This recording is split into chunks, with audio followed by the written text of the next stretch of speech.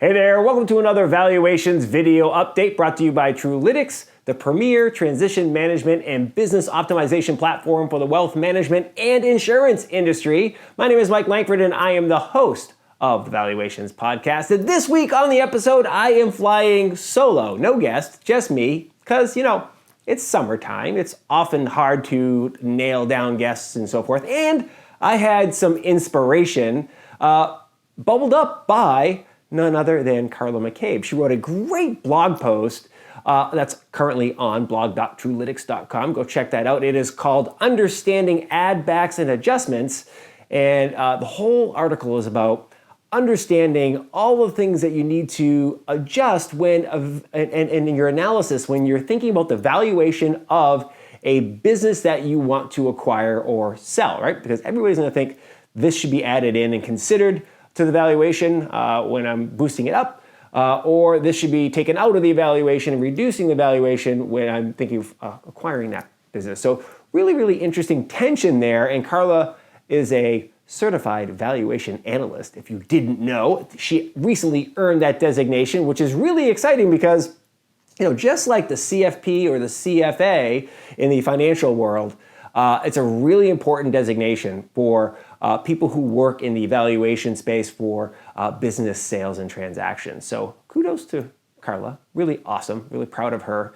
Everyone at the team here is proud of her.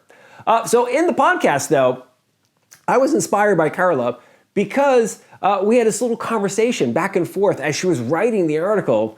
And myself and Jeremy were weighing in and kind of offering our thought process on it.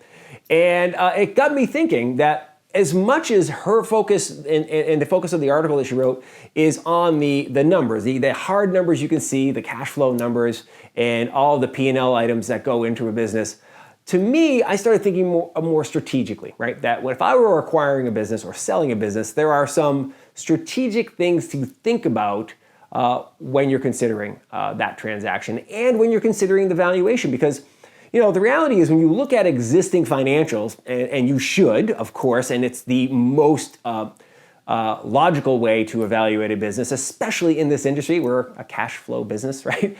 You're basically buying a cash flow. So you want to look at that stuff and use that as the foundation for your valuation.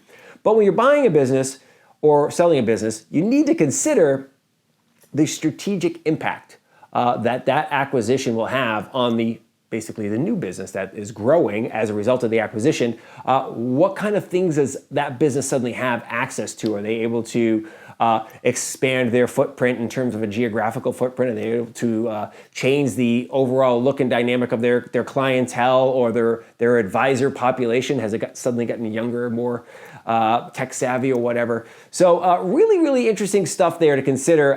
These are my thoughts.